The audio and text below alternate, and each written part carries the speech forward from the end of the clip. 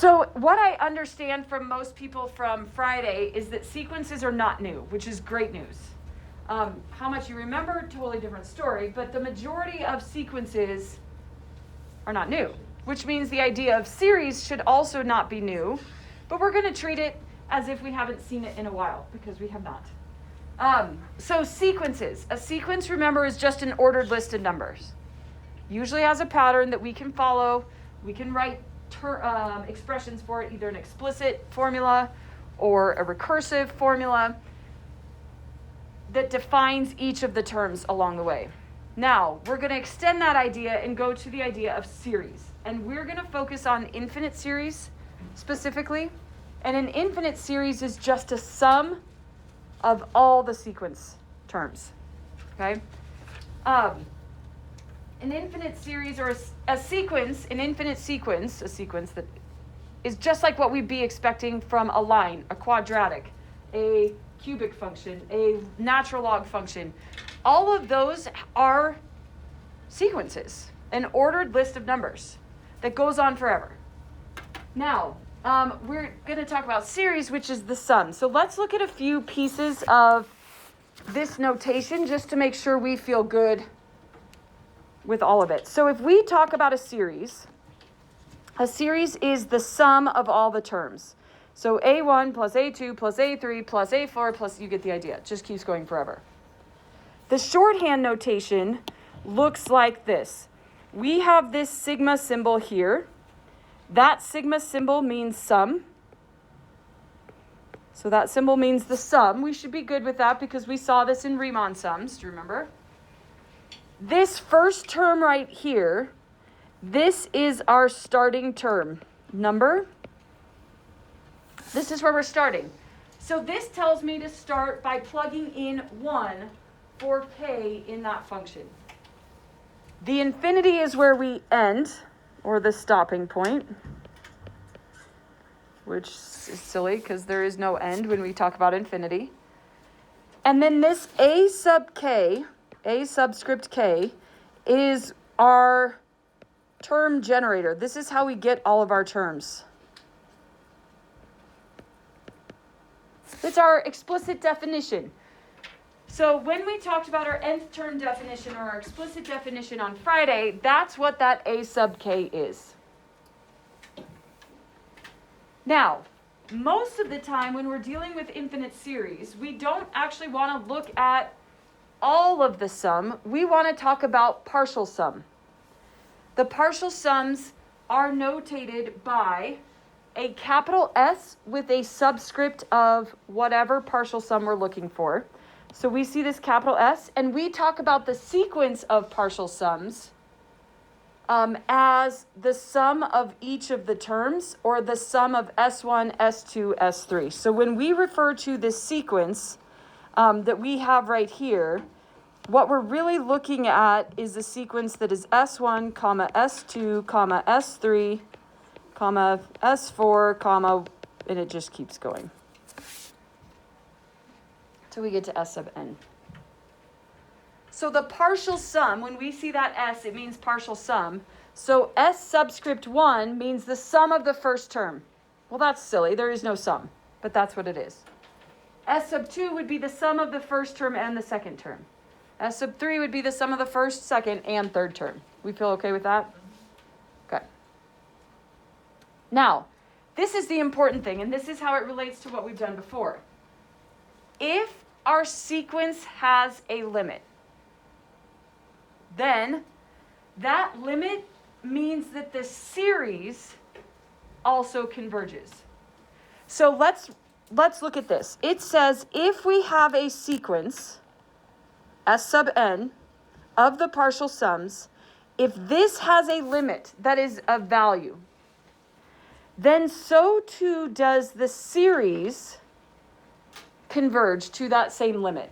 Okay? So this series, this infinite series, which can be rewritten as the limit as n approaches infinity of the sum, is equal to the limit as n approaches infinity of the sequence of the partial sums, and that equals L. If that is true, then there is in fact, a limit and it converges. We say it converges. Okay? If that does not have a limit, then the infinite series diverges and so does the partial sums. So if we can get a value, there's a limit. If we can't, it diverges. Good? Yep. So is S sub n, is that the individual sums at each k, or is that the sequence? The sequence of the individual sums at k. So S sub 1 is the sum of the first partial. S sub 2 is the sum of the second partial. So that would be, so S sub 1 would be term 1 added together. That doesn't make sense. So why, S sub 2 would be term 1 plus term 2 added together. So what does it mean when you put that in a series then? That, Like you did with the curly braces. the sum, when you put it in a series, it'd be the sum of the partial sums. Is that what we're looking at for the converging? No, what we're looking at is just the sequence of it converging, not the series of it converging. So just the individual terms. So like if I say S sub n, I'm referring to the general expression that represents the sum at that point. So like, for example, let's think about it as in terms of area under the curve, just for a second. If I'm looking at the sum of all of it, I'm taking all of the individual areas up until that point and calling that the sum, the partial sum. Okay, so that's sort of what you're doing with the... Yes. Okay, got it. Okay, let's practice doing a few of these. Just some ideas that go with the series.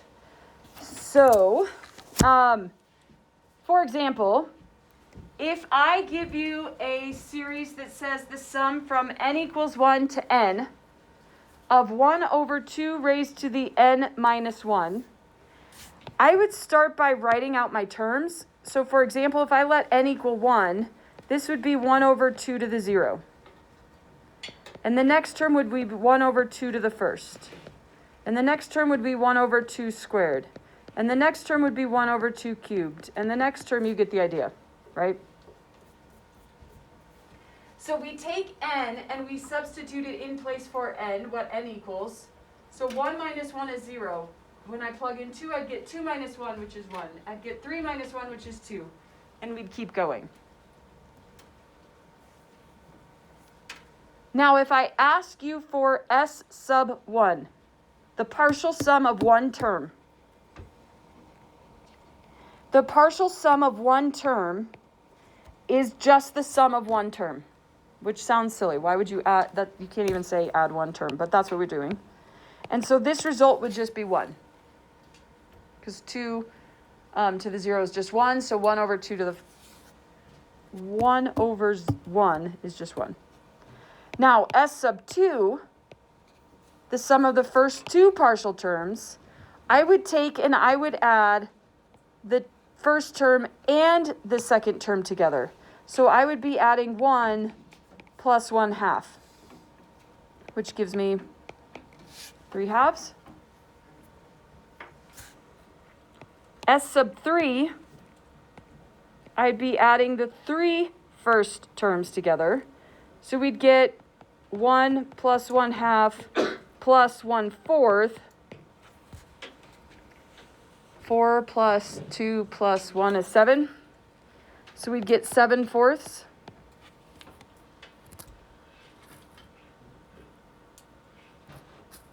Good. Now, S sub n is a little bit weird. Why? Because I don't know how to add those terms. S sub n is really taking 1 and adding to it 1/2 and adding to it 1/4 and adding to it all the way until I get to whatever the last term happens to be. So this is my series of partial sums. It would be adding up all of those values at any point n.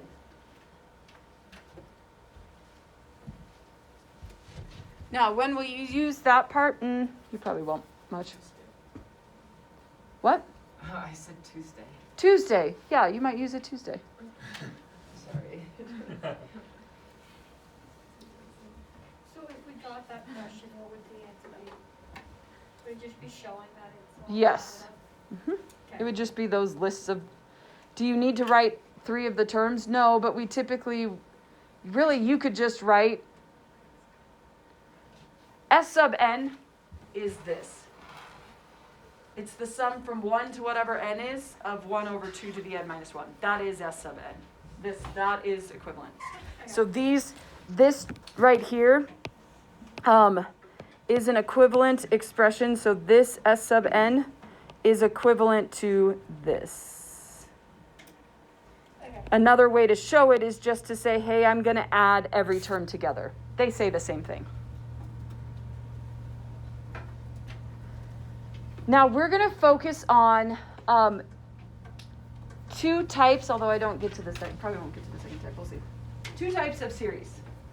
The first one is the one we're going to see most frequently, and that's geometric. Do you guys remember anything about geometric series or sequences? No. Common ratio? It is a common ratio. Okay? If you were to look at this, it's going to look exponential. Okay? When we have a geometric series is going to look exponential, meaning it's going to be multiplied by the same amount. So as it grows, it keeps growing quicker than it would be if it were linear, which would be what we call arithmetic. Do you remember those 2 terms? Those terms ring a bell at all? Yeah? As in, I don't hope to remember those ever again. Yeah? Okay. Well, we are going to focus on geometric series. They come up a lot. Okay. A true geometric series is a sum of a sequence, a geometric sequence, that has a constant ratio. Okay? The constant ratio is represented by the variable r. So that's my constant ratio. Means it's being multiplied by the same thing over and over again. Repeated multiplication or powers, therefore it's exponential. Now there's actually 2 forms of this, okay? There is the form that starts where n equals 0 and goes to infinity. And when this is the case, typically the variable exponent that I have is just n.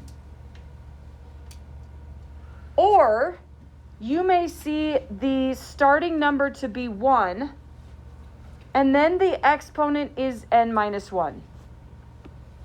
Now, if it's truly geometric, it will fit this pattern most of the time. But I want you to be careful to not assume it has to be this every single time. And we'll talk about the differences between them. The beauty of geometric series, you guys, is that to be able to determine if it converges is very easy to look at, okay? If my geometric series has a common ratio that is greater than or equal to 1, that the absolute value of the common ratio is greater than or equal to 1, it diverges. So if that r value is like 12/7, 1.2, if it's something greater than 1, it diverges. Okay? That means it's growing, because r would mean if r is greater than 1 or equal to 1, it means it's growing. But if the absolute value of r is between 0 and 1, then we know it converges, and it converges specifically to this sum. This is the sum. This is the sum of an infinite geometric series. Is this formula right here? A over 1 minus r. Now I need to give you what a equals, because this a is important. You'll see it notated several different ways, and that's why it's important to know. This a right here represents the first term. Sometimes you will see it written as a sub 1. That's great. If n is 1, then a sub 1 is your first term. But if n was 0, a sub 0 would actually be your first term. So it's listed as a first term over 1 minus r, and that would be the sum of the infinite geometric series. We know it converges if we can do that. Good? So exciting, isn't it? I can tell you're enthused. All right. Now, there is a shortcut to be able to find a partial sum of a geometric series. And I'm going to give it to you, but if I'm going to be honest, I wouldn't memorize this at all. It's there. It's available to you. There are other ways to get a partial sum. So we'll come up with those in just a second. Okay, let's talk about a geometric series. And let's look at some of the things that it's been asking you to find, just so we can see how it relates to a series that we have. I'm telling you the series a sub n is 8 plus 8 fifths plus 8 25ths plus 8 1/25ths plus, what would be my next term? Over 625. It'd be 8 over 625 plus, and we could keep going from there. Do you see the pattern that's happening? Okay. What is my first term? Okay. If I don't know where I'm starting, this expression means first term. Even if it's written a sub 1, this means find the first term. Well, in this sequence, that shouldn't be too hard. What is my first term? 8. Now, what is my r value? It is 1/5. Do you know there's an easy way to figure it out? In case you can't just look at it and say, oh, I know what this is. If we take any term and divide it by the term before it, and I mean any term, they have to be the same. So if I do 8 25ths divided by 8 fifths, or if I do 8 1/25ths divided by 8 25ths, they all should be the same ratio. And that ratio is my r value. So what is r in this case? 1/5. We have our a, we have our r. I can actually write an explicit rule for a sub n. And a sub n would be the expression 8 times 1/5 raised to the n power. Why? Because if I let n be 1, the first term I should get is 8. Well, that's a problem. Is that going to be correct? No. Why? I'd get 8 fifths. How do I change this so that when I plug in whatever the first number is, the result is 8? What would this need to be? 1/5 to what power? N minus 1, the 0 power. So this actually needs to be n minus 1 if we're going to start counting with our natural numbers. Natural numbers are 1, 2, 3, 4, 5. So if I were to write this in a sigma notation, this would look like this. N equals 1 to infinity of 8 times 1/5 to the n minus 1. Can I give you another formula that we could use? Oops. What if I change this? What if I change this and I said the sigma starts at 0? So I'm counting it at our whole numbers. Is that the next one? To be honest, I don't remember what includes 0. Natural number? I don't know. Anyway, if I start at 0 and I go to infinity, how does it look different? Okay, does that give me the terms of my series? If I plug in 0, do I get 8 first? If I plug in 1, do I get 8 fifths second? You get the idea. Do you see how these are actually equivalent? Even though they look different? It's all based on what n equals to begin with. So my explicit rule for my function is just this. if we start with n equals 1, I'd need to change it.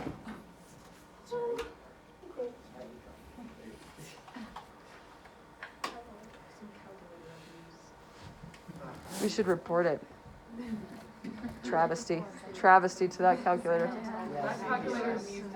What's the interest that protects calculator, right? Yeah, what is it? Calculator.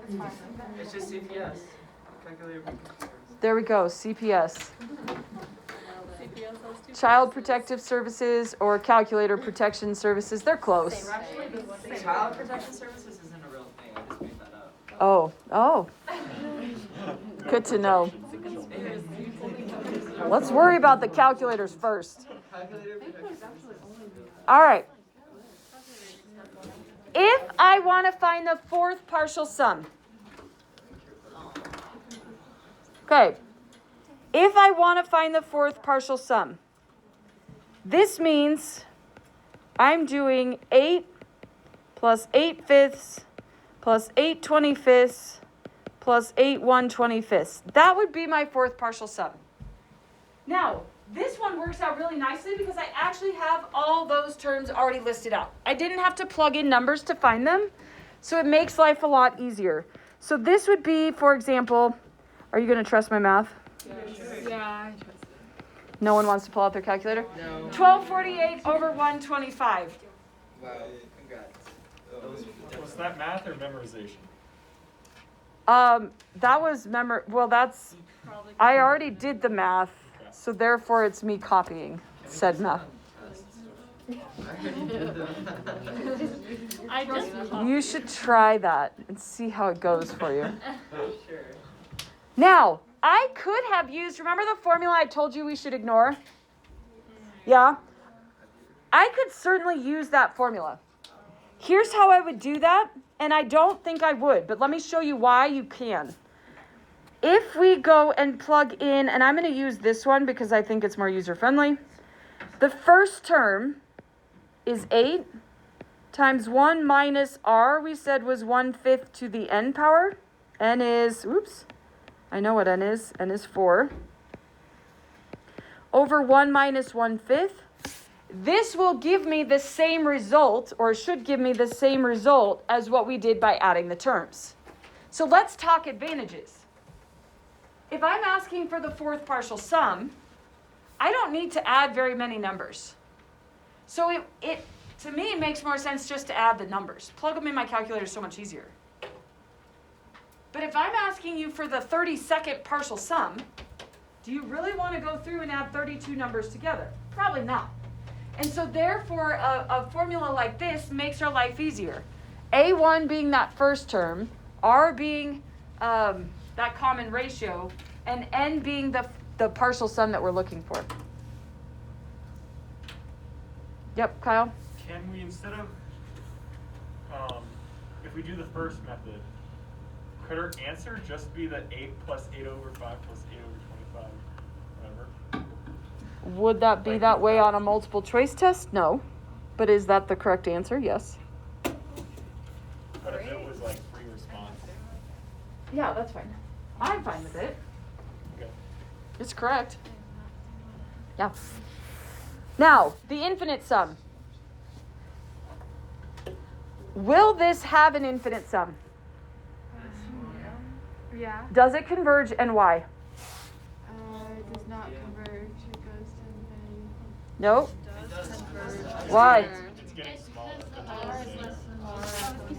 It's all contingent on that one value of r. If the r is between 0 and 1, it converges. And this is between 0 and 1. You want help? Yes.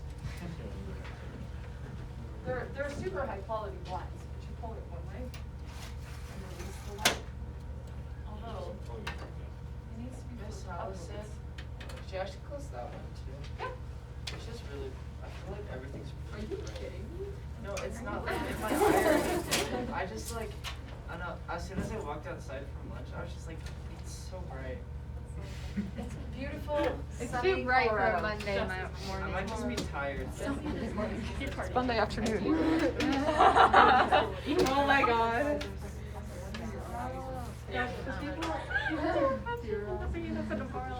All right.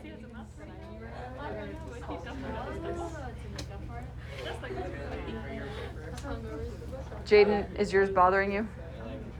You're good? Sometimes if it gets like too hot, people get real sleepy. I'm not stupid. You know, like with that. All right. Can we find an infinite sum? Yes. Here's what that means. My infinite sum is the first term, which we said was 8, over 1 minus 1/5. So it'd be 8 over 4/5, which means 40 over 4, which means 10. Why? Till infinity, it just goes with. So if I add up all the terms, 8 plus 8/5 plus 8 25ths plus 8 1/25ths plus 8 6/25ths plus till infinity, the highest this will ever get is 10. It will ever get to 10. But we say that the sum is 10. Now, that's not the limit. That's not the limit of this. It's not the limit of the sum, it is the sum. Now, a couple things. If I were to take the limit as n goes to infinity, oops, that's a funny infinity. Infinity of that function, 8 times 1/5 raised to the n or n minus 1, let's talk about n or n minus 1. If I raise something to the infinity, or I raise something to the infinity minus 1, are they really different? No. Not much. Okay, so I'm just going to raise it to the n. What does this go to? Well, let's think about it. This is like saying, if you want to picture it this way, this is like saying the limit as n approaches infinity of 8 over 5 to the n. Where did the 1 to the n go? What is 1 to the n? 1, regardless of what the value of that n is, except if it's infinity, but we can ignore it. Instead of the sum. Okay. Okay, now, the limit of this is what? 0, because I've got a pretty small number, 8, over an enormous number, 5 to the infinity. So it goes to 0. Now, here's the beauty of all of this. If the limit of the partial sums goes to 0, we know it converges. Picture the graphs for a second. What would this graph look like? If the limit's going to 0, it's a decay graph, right? Which means if it's the limit's going to 0, it converges, whereas the sum of it is 10. We know it's 10 because we know it converges and we can find the sum. Kind of cool. Nick? I was just a little confused. How did you get 8 over 1 minus 1/5 for finding the infinite sum? We got this formula from the front. So go to the front. The very bottom formula is the sum of the infinite series. Oh, That's what we used. Got it. Okay. I didn't make that connection. Sorry. Not having it on this page was probably a mistake. They should have been on one page. Sorry. Yep. Katie. So if R ended up being like 1 or 2, then we wouldn't be able to find it. Yeah, we'd be done. We'd be done. I can write a rule. I can find a fourth partial sum, but this is going to be some other crazy number. It's going to diverge because it's not going to be 0, and this is not going to exist. Okay. Part E would not exist. Okay, there are a couple properties that go with series. Oh, so the sum is it infinite? If it diverges like that? If it diverges, the Would it sum not is, exist, or would it be infinitive? well, it cannot be found because it tends towards infinity, but it's infinity and then we're adding another term. So it's never gonna, you know what I mean? It's like doing infinity plus infinity. You're roasting. Yeah, what is that? It's infinity. We just keep calling it infinity. So the sum would be, it just can't, we say it can't be found.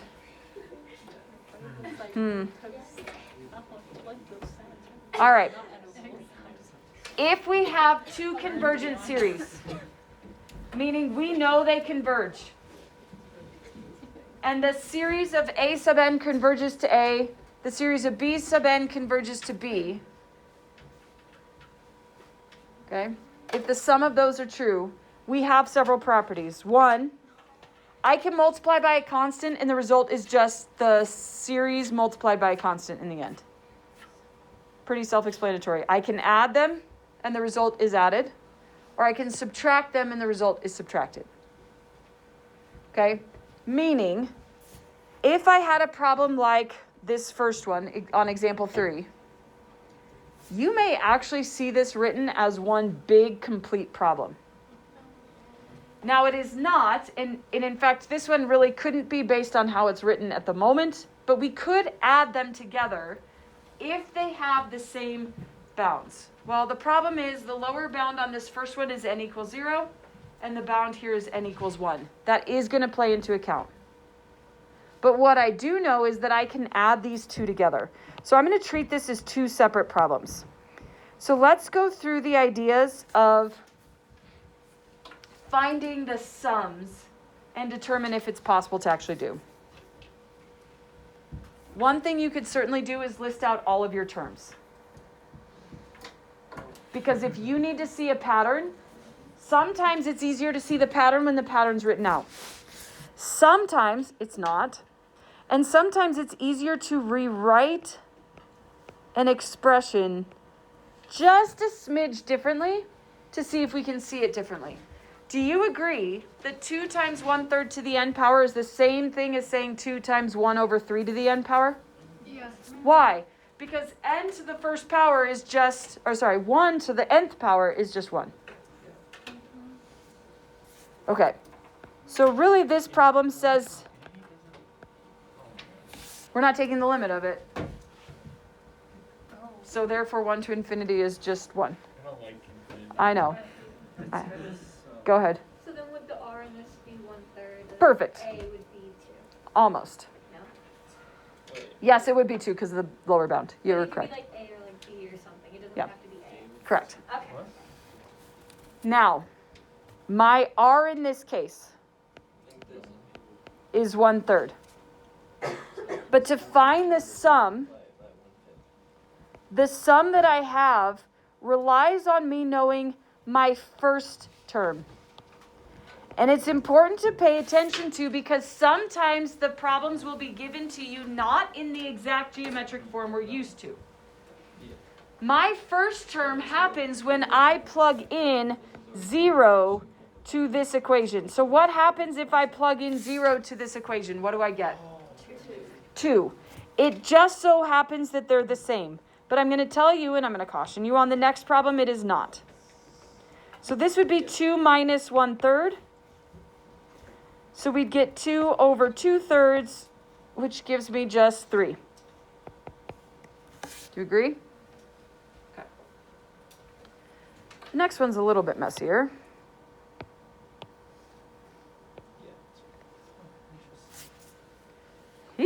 That looks different, doesn't it? I could write out all my terms. So I could start by plugging in 1, writing out the term. Start by plugging in 2. So if I plugged in 1, I would get 2 to the 0 over 5. My next term, if I plugged in 2, I would get 2 to the first over 5 squared. My next term, I would get 2 to the second over 5 to the third. Is that helping you to see a pattern? Maybe, maybe not. Can we rewrite this algebraically? What if I rewrite this as 2 to the n over 5 to the n times 2 to the negative first? How Have I changed anything? I've used my properties of exponents. I've separated that 2 to the n minus 1 to 2 to the n times 2 to the negative 1. Agreed? Can I rewrite that to be 2 over 5 to the n times 1/2? Why? What's 2 to the negative 1? 1/2. I can separate this and now it becomes geometric. Now, I want you to be careful of your first term because this geometric is not in the correct form. So when I go to find my sum, my r is 2/5, which means it will have a sum. But what is my first term? Why 1/5? Because if you plug in 1 to n, you You do get 1/5. Okay. My first term, I get when I plug 1 in. This doesn't fit the pattern, so 2/5 to the first is 2/5 times 1/2 would give me 1/5. Leo? Could you do 2/5 to the n minus 1 times 1/5? Mm-hmm. Okay. Yeah, that would be an equivalent expression if you wrote it this way and wrote 2/5 to the n minus 1 times 1/5, that's equivalent. Does that change your ratio though? No, ratio stayed the same. Oh, yeah, 2/5. Just how we perceive the first term changes. So we get 1/5 over 3/5, which means we get 1/3. And so to find the sum, I'm going to add these two together. 3 plus 1/3, which gives me 10/3. So the sum can be found by finding separate sums. Now, try B. Oh.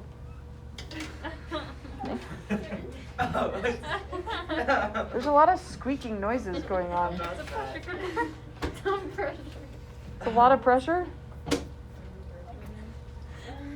I feel like if I Good. I can't tell my distance. You alive there? It's okay, none of us were. It's been a long day. I'm having counting headache. Wait, what? Same things. I feel that. Oh, wait, yeah.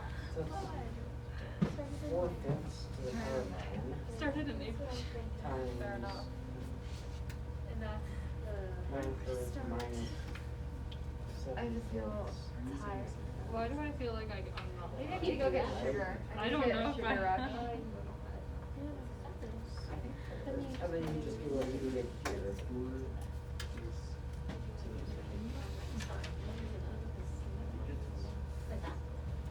Yeah, that's what I'm about to do, but you just stole my thunder. Yeah, yeah. Oh, that's smart. Wait, I am allowed to. I'm just making up. Talk to these problems. It's sometimes easier to take a limit just to find out whether a sum would exist or not. Sometimes. It's like, I don't know, I feel like I don't want to waste all the time doing work if there's not going to be. If she says that we need to split this up or something. That's what I was trying to. I would do it that way. Okay, yeah. Of course. Of course. I would separate it 4 to the n over 5 to the n minus 7 to the n over 5 to the n. I would separate it. Why would it ever be? Yeah. What happens if one is the What happens if one is divergent? They're about. Can we add two things if one's divergent, one's not? No. No, or subtract them. What? We are going to use the same thing. So this is really two problems just like the last one. N equals 0 to infinity of 4 over 5 to the n power minus the sum of n equals 0 to infinity of 7 over 5 to the n power. I, to be honest, don't even need to continue because I see one problem. Does anybody see the one problem? 7 over 5. This 7/5, that's a problem. Why? because this is greater than 1. And therefore, since that's greater than 1, this whole thing is going to diverge. What's the ratio though? Like, what's the ratio for this problem? The ratio for that part of the problem is 7/5. Well, yeah, but the whole thing. Like, you can't do the whole thing. It's not in the right form. Now, could I find the sum of this one? Yes. My first term when I plug in 0 would be 1. It'd be 1 over 1 minus 4/5. Great. So I get 5/4, but it does me no good because I can't subtract something that's divergent. So we're done. So this whole thing diverges because the one part diverges. Good? All right. Let's look at another example that's pretty common when it comes to talking about geometric series. And that is repeating decimals. So as a reminder, I learned this in like 5th grade. That doesn't look bad though. okay, right? This decimal keeps going. Like, at least I understand that. Okay. My small brain can't handle zero. You can. I can write this. Watch this. Yeah. Oh, you can definitely write it.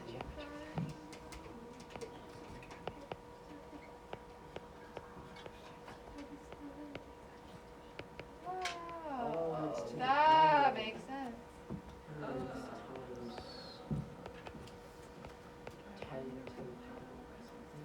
1, 2, 3, 4, 5, 6. 1, 2, 3, 4, 5, 6, 7.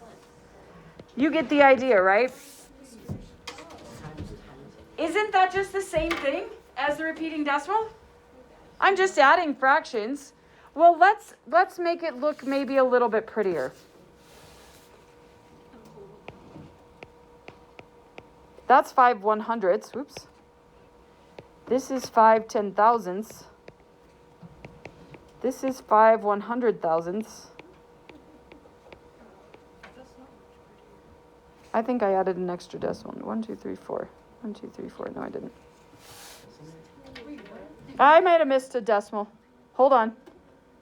Hundredths, tens, hundreds, thousands, 10,000s. No. Would that be the 10, hundreds, thousands, 10,000s, 100,000s. Oops, I need another 0 here. Sorry. million? Okay. Several ways I can do this. Do you know a common ratio? Can we find a common ratio? Could I do 5 over 10,000 divided by 5 over 100? Yeah, you just get 1 over 100. Is that true all the way? Yeah. Okay. So this is my R. What's my first term?